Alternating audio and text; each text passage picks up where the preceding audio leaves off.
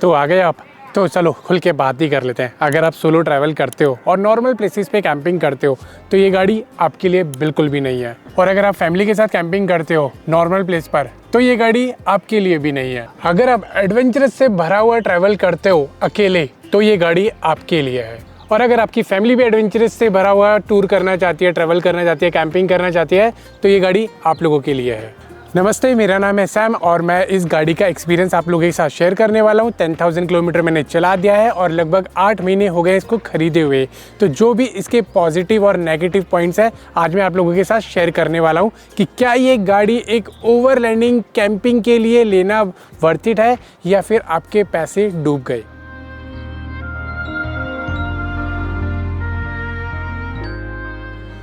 तो मैंने अपना एक्सपीरियंस 2 पार्ट में शेयर किया है। नेगेटिव, एक तो नेगेटिव इसीलिए क्योंकि हम लोग कोई भी चीज़ खरीदते हैं तो सबसे पहले उसकी खामियां जानना चाहते हैं कि उसके अंदर कमी क्या क्या है, और दूसरा पॉजिटिव, उसकी पॉजिटिव बातें सुनने के बाद हम लोग डिसीजन ले पाते हैं कि क्या ये चीज़ खरीदने लायक है या फिर नहीं। तो सबसे पहले बता दूं, ईसुज़ू आती है 3 वर्जन के अंदर। गाड़ी खरीदने से पहले बहुत कन्फ्यूज़न होती है कि कौन सा मॉडल लिया जाए। तो पहला वर्जन आता है इसके अंदर एस कैब जो 2500 सीसी का इंजन है और उसके अंदर 85 bhp पावर है और उसकी जो स्पीड लिमिट है ओनली 80 किलोमीटर पर आवर। तो आप 80 से ज़्यादा उसको भगा नहीं पाएंगे। आप जब चलाएंगे तो आपको बिल्कुल भी मज़ा नहीं आएगा, वो ओनली लोडिंग पर्पज़ के लिए ठीक है।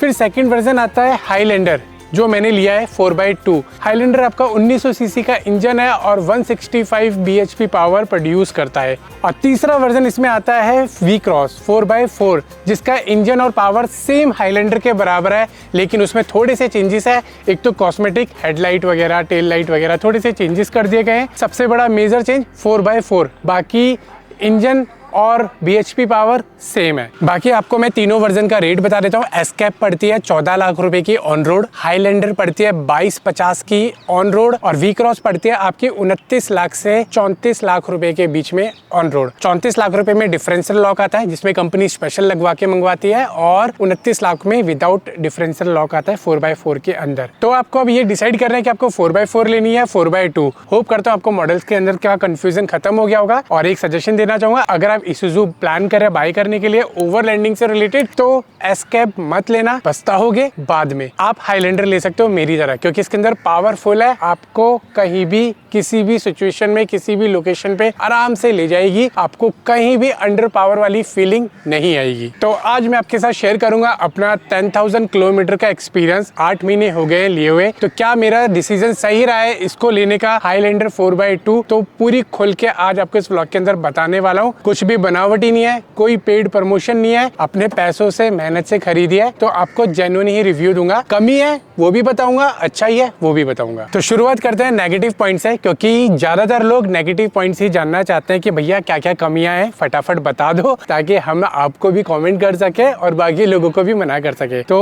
चलो शुरू करते हैं। पहला पॉइंट, तो पहला जो इसके अंदर नेगेटिव पॉइंट है वो है पार्किंग। आप देख रहे हो यहाँ से लेके वहां तक बहुत लंबी गाड़ी है, इसके लिए स्पेशल आपको पार्किंग की जरूरत पड़ेगी और आपको प्रॉपर स्पेस चाहिए, क्योंकि लगभग ये 17 फीट के आसपास बैठ जाती है गाड़ी, जिसमें पार्किंग में हमेशा इशू आता है, चाहे आप ट्रैवल कर रहे हो चाहे आपको घर पर खड़ी करनी हो। और अगर आप लोकल कहीं प्लेस पे पार्किंग करोगे तो यार इतनी महंगी गाड़ी है, आपका दिल भी नहीं करेगा कि मैं इसको बाहर रोड पर खड़ी करूं। दूसरी प्रॉब्लम है भैया, दूसरा नेगेटिव पॉइंट है यू टर्न लेना। अगर आप कहीं भी रोड पर जा रहे हो, पहाड़ों में जा रहे हो, कहीं भी जा रहे हो, तो भैया यू टर्न लेने में बहुत प्रॉब्लम आती है, क्योंकि इसको चाहिए प्रॉपर स्पेस यू टर्न लेने के लिए। अभी मैं पहाड़ों में ट्रैवल करता हूँ तो जब तक मुझे प्रॉपर सरफेस नहीं मिल जाता तब तक मैं यू टर्न नहीं ले सकता। कभी कभी मेरे को 10 किलोमीटर एक्स्ट्रा चलानी पड़ जाती है यू टर्न लेने के लिए। तीसरा नेगेटिव पॉइंट भैया, 22.5 लाख रुपए की ये गाड़ी कंपनी देती है ऑन रोड हाईलैंडर 4x2 और इसके अंदर बेसिक चीजें बिल्कुल भी नहीं मिलती है। आपको स्टीरियो अपने पास से इंस्टॉल करना पड़ता है। इसके जो स्टॉक टायर आते हैं सिटी टायर, वो आपको 80 टायर में कन्वर्ट करने पड़ते हैं, अलॉय व्हील लगाने पड़ते हैं, अंदर के सीट कवर लगाने पड़ते हैं। इसके अंदर क्रूज कंट्रोल और हैंडल पे जो आपका कंट्रोल दिया जाता है वो कुछ भी नहीं होता है, बिल्कुल स्टॉक गाड़ी मिलती है, जिसके अंदर बहुत पैसे लगते हैं मॉडिफिकेशन कराने के लिए। अगर 22.5 लाख रुपए में हमें ये बेसिक चीजें मिल जाती तो बहुत सहूलियत होती। इवन इसके पीछे ये अब ये प्लास्टिक का कवर देख रहे हो, इसे बोलते हैं बेड लाइनर। ये इसके पीछे डाले के अंदर लगाया जाता है पेंट प्रोटेक्शन के लिए, बॉडी प्रोटेक्शन के लिए। कंपनी इसे भी नहीं देती है, ये आपको अपनी तरफ से लगाना पड़ता है। कंपनी 30,000 का सेल करती है, आफ्टर मार्केट आपको 20 से 25,000 के बीच में मिल जाता है। तो ये भी अलग से लगाना पड़ता है। फोर्थ प्रॉब्लम है इसमें डीपीडी फिल्टर की। जितनी भी BS6 गाड़ियां डीजल इंजन आई है सबके अंदर डीपीडी फिल्टर लगा दिया गया है। वो जरूरी नहीं है, ईसुजू की मैं बात कर रहा हूँ। आप टोयोटा हेलिक्स भी लेते हैं, फॉर्च्यूनर भी लेते हैं, किया की कार जो कारनेस आती है, शायद मैं सही नाम ले रहा हूँ, तो वो भी लेते हैं। आप कोई भी डीजल इंजन लेते हैं BS6 वर्जन सबके अंदर डीपीडी फिल्टर लगा दिया गया है। तो ये एक प्रॉब्लम लगता है मुझे, क्योंकि उसका फिल्टर जब फुल होता है तो उसको क्लीन करने का, मतलब मैनुअली क्लीन करने का कोई ऑप्शन नहीं है। वो ऑटोमेटिक आपका इंजन रीजनरेशन लेता है, उस रीजनरेशन में वो फिल्टर अपने आप क्लीन होता है, तो आपका डीपीडी फिल्टर क्लियर होता है। अगर वो क्लियर नहीं हुआ तो इसके अंदर एक लिमिटेशन होती है 600 किलोमीटर रन करने के लिए। तो अगर आप उतने बीच में किसी सर्विस सेंटर में पहुंच गए तो ठीक है, नहीं तो आपकी गाड़ी खड़ी हो जाएगी और फिर वो डीपीडी जो फिल्टर है वो चेंज करना पड़ेगा, जो है बहुत एक्सपेंसिव। तो मुझे ये डीपीडी फिल्टर बिल्कुल भी समझ नहीं आया। ये एक नेगेटिव पॉइंट लगता है मेरे को। ईसुजू नहीं है, ये सारी गाड़ियों के अंदर है, जितनी भी आप डीजल गाड़ी लोगे BS6 वर्जन। अब करते हैं मेन नेगेटिव पॉइंट। भैया एवरेज देती है ये मुझे 10 से 11 की। जब से इसके अंदर मैंने मॉडिफिकेशंस करा लिया है, जब मैं स्टार्टिंग में लेके आया था तब मुझे मिलती थी 15-16 की, लेकिन मैंने टायर अपग्रेड करा है तो मेरी एवरेज डाउन हुई। फिर उसके बाद मैंने RTT लगवाया और मॉडिफिकेशंस कराए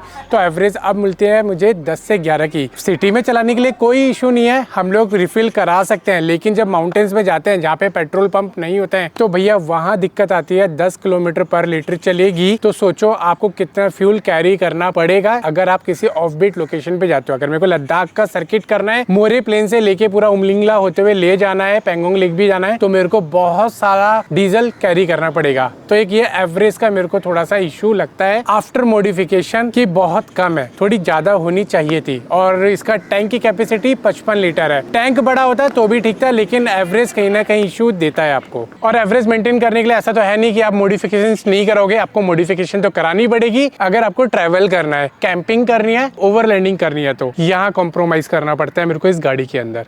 तो आप लोगों के साथ नेगेटिव पॉइंट तो शेयर कर रहा हूँ, लेकिन जज मत कर लेना गाड़ी को लेके कि भैया नेगेटिव पॉइंट देखे गाड़ी बेकार है। बाकी पूरी वीडियो भी देखना एंड तक, एक एक चीज आपको क्लियर करूंगा कि नेगेटिव पॉइंट के साथ साथ इसके साथ जो पॉजिटिव पॉइंट है वो कितने मैटर करते हैं हमारे लिए। तो ये तो हो गए इसके बेसिक जो गाड़ी के अंदर कमियां लगी है मुझे। अब आता है ओवरलैंडिंग, कार कैंपिंग के ऊपर कि ये गाड़ी लेने के बाद मेरे को उन चीजों में किस किस चीज में प्रॉब्लम आई है और क्यों आई है। तो कार कैंपिंग और ओवरलैंडिंग से रिलेटेड इसके अंदर नेगेटिव पॉइंट बताने से पहले क्लियर कर देता हूँ, car camping is a different part और ओवरलैंडिंग इज अ बहुत डिफरेंट पार्ट, बहुत ज्यादा डिफरेंट पार्ट है। दोनों को समझना बहुत मुश्किल है, लेकिन लगते सेम है। तो जो लोग इन चीजों को समझ पाएंगे तो वो मेरे पॉइंट को क्लियर कर पाएंगे।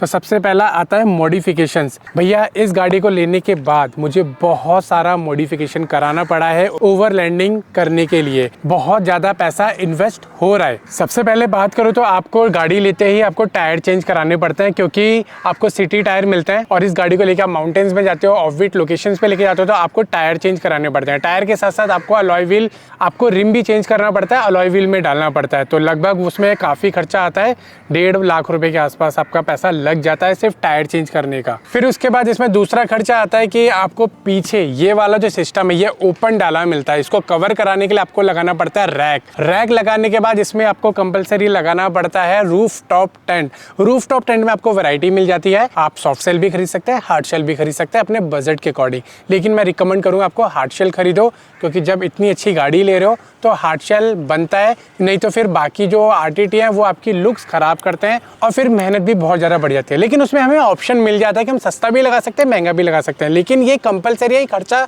करना इस गाड़ी को लेने के बाद। और अगर आप RTT नहीं लगाना चाहते हो, पीछे का एरिया कवर करना चाहते हो, भैया उसमें भी लगता है पैसा, क्योंकि आप थोड़ा डिसेंटली आप इसको कन्वर्ट करोगे, पीछे का जो एक पूरा कवर करने का ऑप्शन भी आता है कार की तरह, अगर आप उसको भी कवर करोगे तो वो भी सस्ता नहीं है, बहुत एक्सपेंसिव एसेसरीज है ईसुजू की अगर आप बाय करते हो तो। और साथ में रैक लगाने के बाद उसको आपको वाटरप्रूफ करना पड़ता है। वाटरप्रूफ करने के लिए या तो आप इस तरीके की कैनोपी बनवाओ जो आपको पड़ जाती है कुछ 15-1 हज़ार रुपए में, या फिर आप पीछे रोलर शटर लगाओ जो पूरा आपका डाला कवर करता है, वो पड़ता है लगभग 1.25 लाख रुपए में। तो ये एसेसरीज इसमें हमें लगवानी ही पड़ती है आफ्टर कार परचेजिंग। बाकी आप इसमें सस्ता काम भी करवा सकते हो, पाइपों को वेल्डिंग करा के ऊपर से नॉर्मली आप ऐसा कपड़ा लगा के चढ़वा सकते हो, अंदर बैडिंग कैसे नॉर्मल सिस्टम करा सकते हो। लेकिन यार फिर वो लुक खराब करता है गाड़ी की। आप 22.5 लाख रुपए की गाड़ी ले रहे हो, अगर वी क्रॉस ले रहे हो तो वो 30 लाख रुपए की पड़ती है। तो सोचो 30 लाख रुपए की गाड़ी में अगर आप 50,000 40,000 वाला काम कराओगे तो वो अच्छा नहीं लगेगा, गाड़ी के साथ जस्टिस नहीं होगा, वो बिल्कुल बेकार हो जाएगा। तो आपको इतना तो खर्चा करना पड़ेगा अगर आप ईसुज़ू बाय कर रहे हो तो।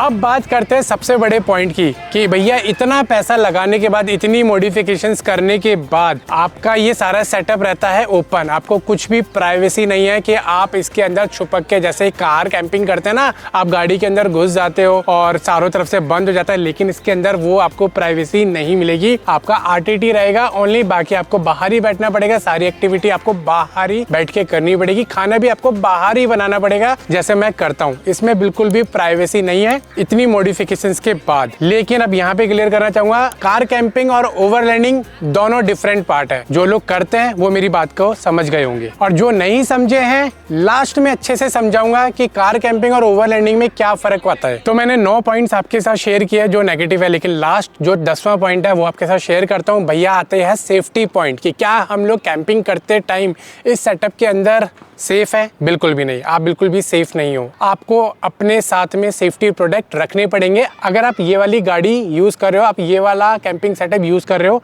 आपको सेफ्टी प्रोडक्ट रखना पड़ेगा। या फिर ग्रुप में कैंपिंग करो या फिर आप अपने साथ में सेफ्टी प्रोडक्ट रखो। तो सेफ्टी बिल्कुल भी नहीं है। जो सच है वो मैं आपको बता रहा हूँ, मेरे को किसी चीज़ के पैसे नहीं मिले हैं झूठ बोलने के और सच बोलने के, जो भी है क्लियर बता रहा हूँ। तो ये तो थे मेरे नेगेटिव पॉइंट इस गाड़ी को लेने के बाद कि कितनी मॉडिफिकेशंस करानी पड़ रही है, कितना पैसा लगाना पड़ रहा है और किस तरीके की मैं इसमें कैंपिंग कर सकता हूँ और कैंपिंग में मेरे पास क्या क्या नेगेटिव पॉइंट्स हैं। अब बात करते हैं इसके पॉजिटिव पॉइंट्स की, जो मेरा फेवरेट है। तो सेफ्टी में सबसे पहले आते हैं ड्राइविंग जोन के ऊपर। भैया ड्राइविंग कंफर्ट जोन, ये भैया बहुत आरामदायक है यार, बहुत आरामदायक है। मैं आपको क्या बताऊं यार, मैं इस गाड़ी को ना नॉन स्टॉप 1500 किलोमीटर भी ड्राइव कर सकता हूँ, इतना कंफर्ट जोन है। और जब बारी आती है पहाड़ों में तो भैया 70-80 की स्पीड से ना जो भी कर्व आता है, मैं बिना ब्रेक लगाए इसमें कर्व में मैं लेफ्ट राइट काट देता हूँ। इतना कंफर्ट जोन है, मेरे को गाड़ी पलटने की टेंशन बिल्कुल खत्म हो गई है। खड्डे में जाने का, बाहर निकलने का, ये मेरा ड्राइविंग जो कंफर्ट जोन है ये बहुत बढ़ गया है। इको में तो मैं 20 या 25 की स्पीड से टर्न ले पाता था, लेकिन इसमें मेरे को बहुत कंफर्ट मिला है। मतलब मेरी सेफ्टी जो है वो बहुत बढ़ गई है इसके अंदर। अब आते हैं दूसरे पॉइंट पे। भैया लंबी गाड़ी है, रिवर्स लेने में तो दिक्कत होती होगी, बिल्कुल भी नहीं। जितना प्रॉब्लम मेरे को इको कार में होता था इस गाड़ी में बिल्कुल भी नहीं होता है। रिवर्स बहुत स्मूथली होती है, बहुत स्टेबल रहती है और आपकी डायरेक्शन पहले आपको पता लग जाता है कि आप गलत काट रहे हो। तो रिवर्स लेने में इसने मेरी ड्राइविंग स्किल्स और एनहेंस कर दिया है। बाकी आप करते हैं इसके पावर के बारे में बात। भैया 1900 सीसी का इसका इंजन है, 165 bhp है। तो मुझे अभी तक कहीं भी ऐसा नहीं लगा कि ये अंडर पावर है। अभी लास्ट टाइम जब मैं पूजा के साथ गया था ओवरलैंडिंग करने, नाली के अंदर चली गई थी। अगर कोई और SUV होती, मैं गारंटेड लिख के देता हूँ वहाँ से वो गाड़ी निकल नहीं पाती, लेकिन ये गाड़ी एक ही प्रेशर में चुटकी बजाते निकल गई। मुझे एक बार भी ऐसा नहीं लगा कि मेरे को 4x4 की ज़रूरत है। बहुत स्मूथली चलती है और इतने स्लश में से भी मैंने निकाली है। नेपाल ट्रिप मैंने किया है, पूरा ऑफ रोड था, वहाँ पे फुल कंफर्ट जोन के साथ में मैंने इसको ड्राइव किया है। मुझे कहीं भी पावर की कमी नहीं लगी। मतलब अभी तक ऐसा फील नहीं हुआ है कि मेरे को 4x4 लेनी चाहिए थी। लेकिन 4x4 के अपने अलग फायदे हैं। वो स्नो में बहुत काम आता है, बहुत ऐसे एक्सट्रीम कंडीशन में काम आता है जब हमें 4x4 की जरूरत पड़ती है। लेकिन 4x2 की पावर एनफ है मेरे लिए अभी तक। तो अब आते हैं इसके नेक्स्ट पॉइंट पे। भैया ऑफ रोड कम्फर्ट जोन। तो मैंने अभी थार के अंदर ट्रैवल किया था, तो थार के अंदर ट्रैवल करने के बाद पता लगा कि हाँ भैया ऑफ रोड नाम की भी चीज़ें होती हैं। उसके अंदर मुझे पता लगा कि हाँ, जो मेरी गाड़ी के अंदर मुझे कंफर्ट जोन मिलता है ऑफ रोड के अंदर, वो थार के अंदर नहीं मिल पाया। मैंने इसके अंदर अच्छा खासा ऑफ रोड कर लिया है। उसके बाद मुझे पता लगी इसकी वैल्यू कि इसके अंदर मुझे कितना कंफर्ट जोन मिलता है। 70% ऑफ रोड का तो पता ही नहीं चलता कि मैं ऑफ रोड में चल रहा हूँ। बहुत अच्छे इसके सस्पेंशन है, जो भी इसके अंदर कमानी वगैरह दी हुई है, बहुत अच्छा मेरे को रिस्पॉन्स देती है। और मुझे बिल्कुल भी ऐसा डर नहीं लगता कि मेरी गाड़ी कहीं भी किसी भी वक्त धोखा दे जाएगी। और मैं बहुत बड़े गड्ढे में चला गया हूँ, बहुत अच्छा मेरे को इससे ऑफ रोड वाला रिस्पॉन्स मिला है। अंदर कंफर्ट जोन बहुत बढ़िया है ऑफ रोड के अंदर। तो ज़्यादातर लोग जब ड्राइव कर रहे होते हैं, अपना ट्रैवल कर रहे होते हैं, तो जो पीछे रियर सीट पे लोग बैठे होते हैं ना, वो हमेशा कंप्लेंट करते हैं कि भाई एसी बढ़ा दे, एसी बढ़ा दे, गर्मी लग रही है एसी बढ़ा दे। लेकिन आगे वाला बंदा बिल्कुल ठंड में कपकपा रहा होता है। इस गाड़ी के अंदर उल्टा है, इसमें पीछे वाला बंदा बोलता है कि भैया एसी बंद कर दे, ठंड लग रही है। इसका जो एसी का जो इस तरीके का सिस्टम है वो पीछे ज़्यादा कूलिंग स्टोरेज करता है आगे के अकॉर्डिंग।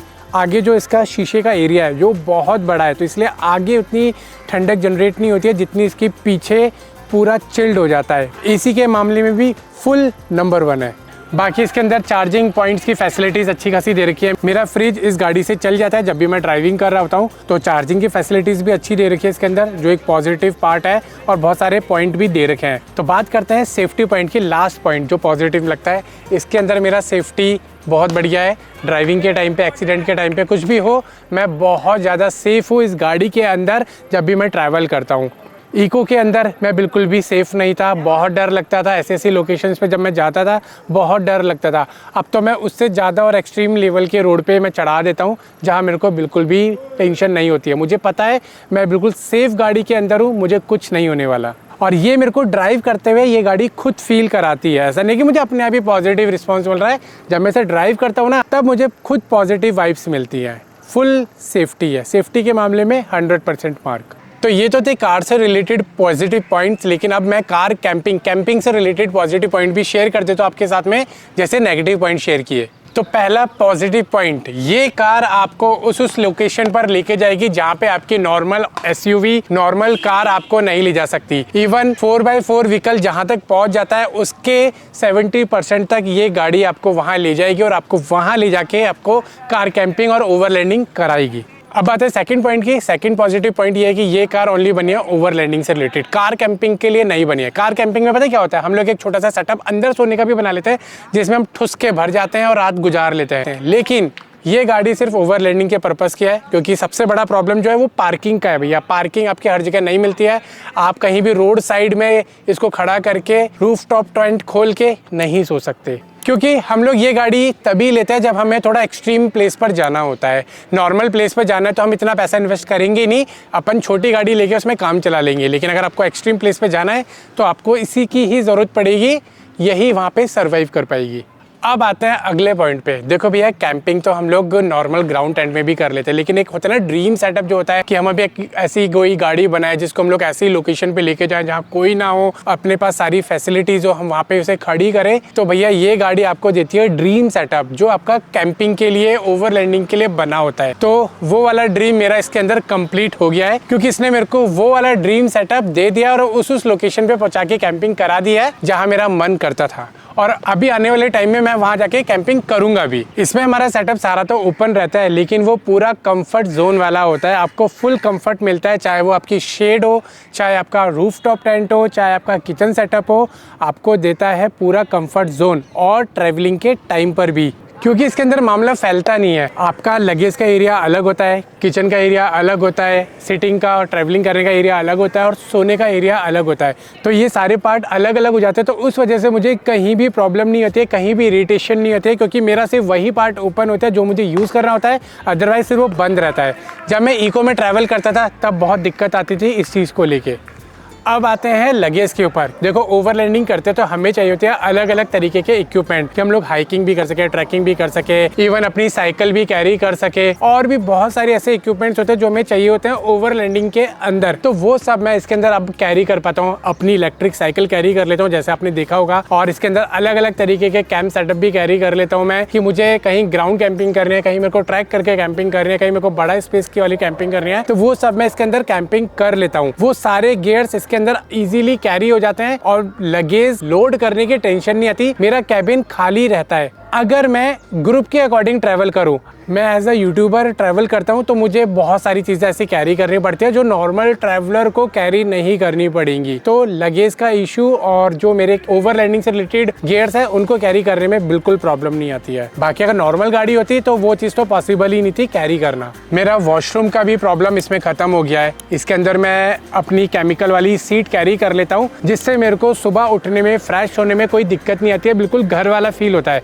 अदरवाइज अगर मैं गड्ढा खोद के वो जो काम करता हूँ, जैसे कार कैंपिंग में होता है कि एक अपना वॉशरूम टेंट कैरी कर लिया 1000 रुपये वाला, साइड में खड़ा किया, गड्ढा खोदा, अपना किया, बंद कर दिया। उस सिचुएशन में क्या होता है, मेरे साथ हुआ है, बहुत बार हुआ है, मैं अपना ही एक्सपीरियंस शेयर कर रहा हूँ कि बहुत सी लोकेशंस ऐसी होती है जहाँ पे गड्ढा नहीं हो पाता। और मेरे हाथ में सर्जरी हुई है तो मैं गड्ढा खोदने में बहुत मुश्किल होती है, मैं गड्ढा नहीं खोद पाता। अभी इतना प्रेशर मेरे हाथ पे लगता है तो पेन होने लग जाता है, तो मैं वो गड्ढा नहीं खोद पाता। कभी कभी बहुत ज़्यादा इमरजेंसी होती है तो वो गड्ढा थोड़ी ना खोदूंगा, मेरे को तुरंत करना है। तो वो सारी जो वॉशरूम की प्रॉब्लम थी वो केमिकल सीट के अंदर मेरी ख़त्म हो गई है, और उस सीट को मैं आराम से इस गाड़ी के अंदर कैरी कर लेता हूँ। कहीं भी उसकी बदबू, जो उसकी स्मेल है, वो नहीं जाती है, लीकेज नहीं होता है। एक अलग ही कंपार्टमेंट सेट कर दिया जिसके अंदर वो पैक होके रख जाती है।